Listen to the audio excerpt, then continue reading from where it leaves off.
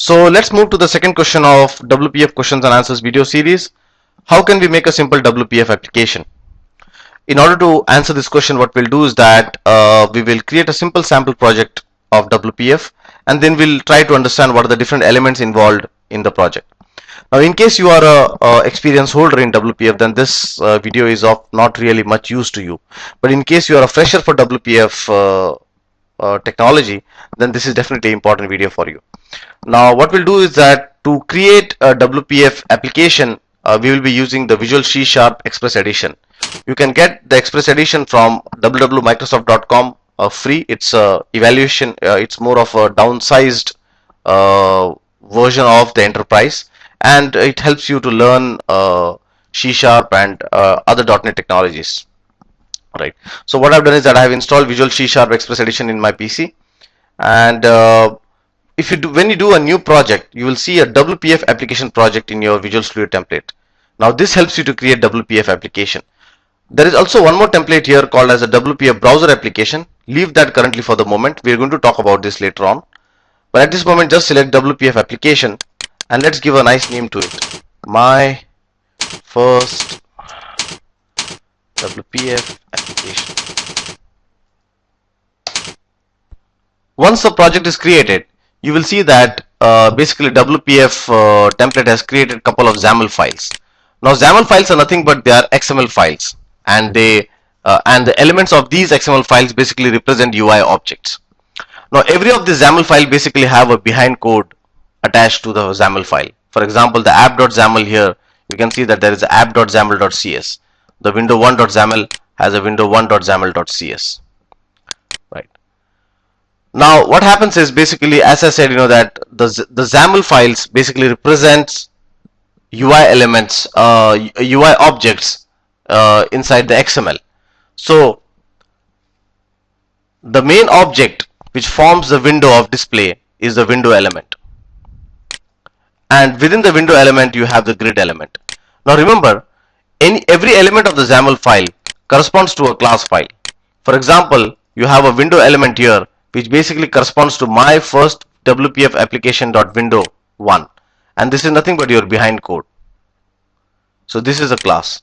So every element of XAML file corresponds to a class file for a class. For example, the grid element basically belongs to system.windows.controls.grid.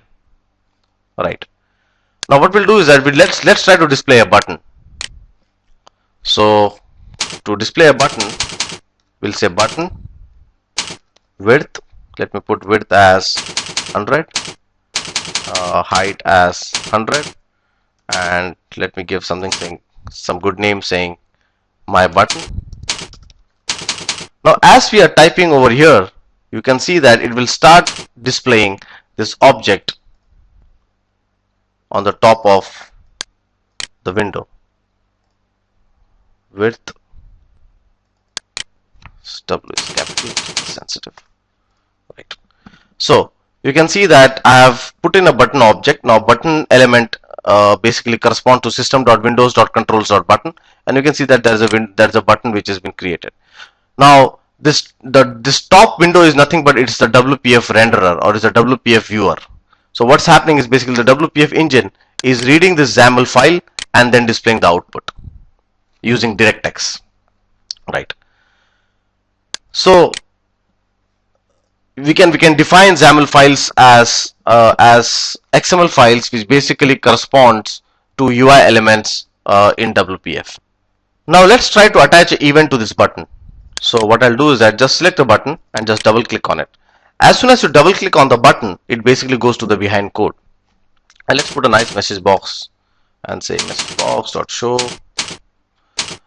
I never knew WPF is so easy.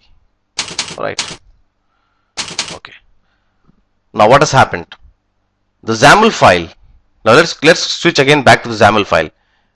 You will see that it has an event called as click, and this click is basically connected to the button_click function, which is the behind code of window1.xaml.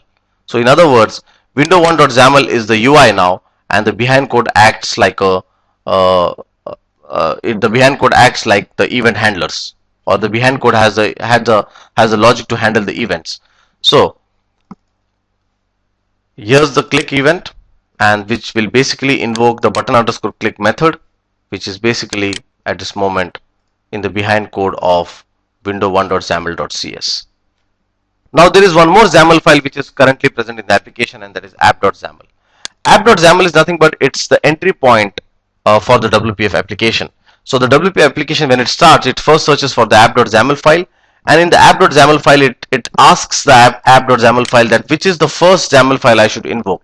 So at this moment you can see that the app.xaml is basically invoking window1.xaml, and window1.xaml is nothing but our UI which we have recently coded.